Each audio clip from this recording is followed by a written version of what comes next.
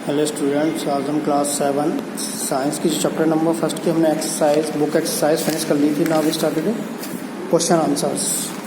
तो उसका first question है, आप देख रहे हो, why do organisms take food, कि जो जीव होते हैं वो भोजन क्यों लेते हैं। इसका आंसर है ऑल ऑर्गेनिजम्स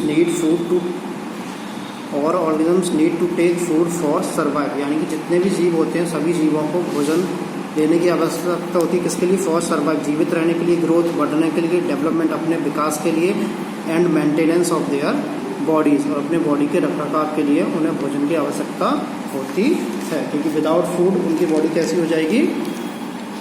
बहुत ही बेकार, यानी कि वो सही तरीके से उनकी जो बॉडी की फंक्शनिंग होगी वो प्रॉपर नहीं होगी। तो नेक्स्ट क्वेश्चन है हमारा, डिस्टिंग्विश बिटवीन पैरासाइट एंड सेप्रोट्रॉप। तो पैरासाइट और सेप्रोट्रॉप में डिफरेंस बताना है। पैरासाइट मीन्स परजीवी, जो दूसरों पर डिपेंड रहते हैं। Organism which derive nutrition from the body of the other living organism, means वो जीव जो अपने पोषण तत्वों को कहाँ से लेते हैं? From the body of other living organism, दूसरे जीवित जीवों से, आर कॉल्ड पैरासाइट्स। ऐसे जीवों को क्या कहा जाता है? पैरासाइट्स। जैसे कि फंगाई एंड प्रोटोजोआ, ये क्या हो करते हैं? दूसरे ऑर्गेनिज्म से अपने फूड न्यूट्रिशन को डेराइव करते हैं। डेराइव मीन्स उनसे लेना। सेप्रोफाइट, मृतजीव, they derive nutrition from dead and decaying organisms. ये जो अपना न्यूट्रिशन पोषण तत्व कहाँ से लेते हैं? अपने मृत और डिकेइंग ऑर्गेनिज्म मीन्स सड़ते हुए जो ऑर्गेनिजम्स होते, चीज़ें होती हैं, उनसे। जैसे कि मशरूम एंड बैक्टीरिया के साथ। मशरूम, जैसे कि आप ब्रेड को रख दीजिए कुछ दिनों के लिए, तो आप उस पर देखोगे छोटे छोटे जो फंगाई टाइप में हो चुके होते हैं, जो मशरूम्स, ब्रेड पे नहीं, आपने जैसे रेनी सीजन में देखा होगा, जो वुड होती है, लकड़ी होती है, उस पर एक अम्ब्रेला टाइप की शेप होती है, उसको बोलते हैं मशरूम। तो ये अपने न्यूट्रिशन जो होते हैं वो किससे ड्राइव करते हैं? Would say. तो नेक्स्ट क्वेश्चन है हमारा,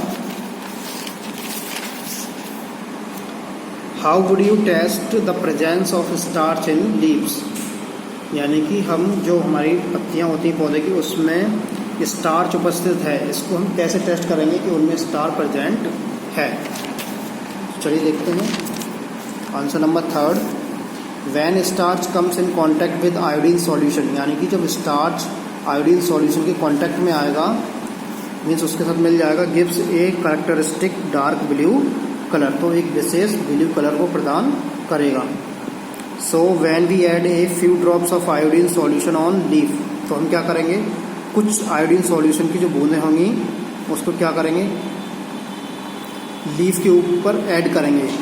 and if the dark blue colour appears, that will confirm the presence of starch in the leaves.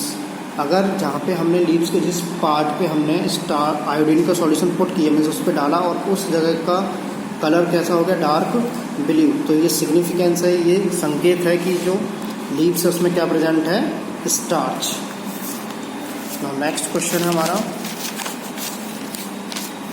Give a brief description on the process of synthesis of food in green plants, यानी कि हमें यहाँ पे संक्षिप्त में वर्णन कराना है कि जो प्रोसेस होती है synthesis of food in green plants, यानी कि कैसे ग्रीन प्लांट्स अपना भोजन सिंथेसाइज प्रिपेयर करते हैं, बनाते हैं। यहाँ पे देखोगे, in green plants the synthesise of food occurs by a process called photosynthesis, यानी कि ग्रीन प्लांट्स में जो प्रक्रिया होती है भोजन बनाने की, सिंथेसिस मीन्स होता है प्रिपेयर करना, यानी भोजन बनाने की जो प्रक्रिया होती है उसको क्या कहा जाता है? Photosynthesis. During this process chlorophyll in the cells of the leaves uses carbon dioxide and water to synthesize carbohydrates in the presence of sunlight, यानी कि जब ये प्रक्रिया हो रही होगी ड्यूरिंग दिस प्रोसेस, क्लोरोफिल जो प्रेजेंट होते हैं हमारी लीव्स में, in the cells of the leaves, uses carbon dioxide, वो किसका यूज़ करेंगे? कार्बन डाइऑक्साइड का, एंड वाटर, पानी का, टू सिंथेसाइज कार्बोहाइड्रेट्स, क्या बनाने के लिए? Carbohydrates, in the presence of sunlight, इसकी उपस्थिति में, सूरज की उपस्थिति में। The process can be represented by the an equation. अब ये प्रोसेस आपकी इक्वेशन के द्वारा बताई गई है, जैसे कि कार्बन डाइऑक्साइड प्लस वाटर मिलेंगे किसकी प्रेजेंट में? सनलाइट की प्रेजेंट में, in the presence of sunlight. तो ये क्या फॉर्म करेंगे? Carbohydrates plus oxygen. Now question number 5. So with the help of a sketch that plants are the ultimate source of food. तो आपको स्केच बनाना है जिससे ये आप साबित करा सकें, ये शो करा सकें जो प्लांट हैं वो अल्टीमेट सोर्स है, यानी बहुत बड़ा स्रोत है हमारे भोजन का।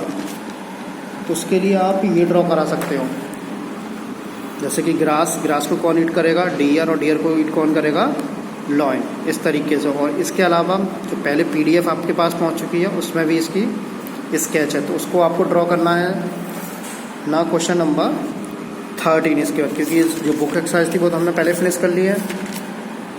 क्वेश्चन नंबर 13 है हमारा, why do farmers grow many fruits and vegetable crops inside large green houses. कि जो किसान होते हैं वो बड़ी मात्रा में बहुत सारे फलों और सब्जियों को क्यों उगाते हैं एक लार्ज ग्रीन हाउसेज में, बड़े ग्रीन घर में। What are the advantages of to the farmers, और इसके क्या फ़ायदे मिलते हैं किसानों को।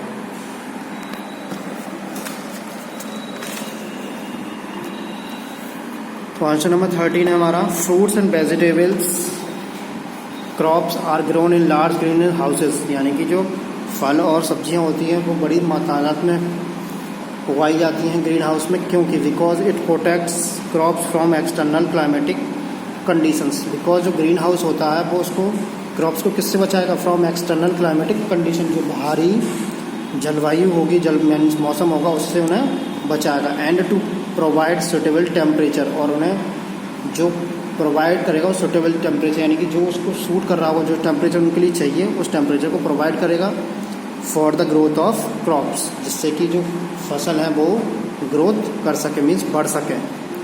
अब advantages to farmers while growing fruits and vegetable crops inside green house. अब इनके क्या फ़ायदे हैं जो किसान इनको उगाते हैं ग्रीन हाउसेस में, तो किसानों क्या फ़ायदे हैं। It protects crops from wind and rodents. अब ये जो ग्रीन हाउस है वो क्रॉप्स को किससे बचाएगा, विंड मीन्स तेज हवा and rodents. The annual productivity increases, और जो उनकी एनुअल प्रोडक्टिविटी हो रही है, यानी कि जो वार्षिक उपज होगी वो क्या होगी, बढ़ जाएगी। It protects crops from diseases and adverse climatic conditions, और ये फसल को दूसरे बीमारियों से, मीन्स जैसे कि उस पर इंसेक्ट ना लगें, और क्या बोलते हैं जो अदर फीडिंग ना हो उसमें, ओवर क्राउडिंग ना हो, उससे बचाएगा। एंड एडवर्स क्लाइमेटिक कंडीशंस, और जो विपरीत जलवायु होगा उससे भी उन्हें बचाएगा।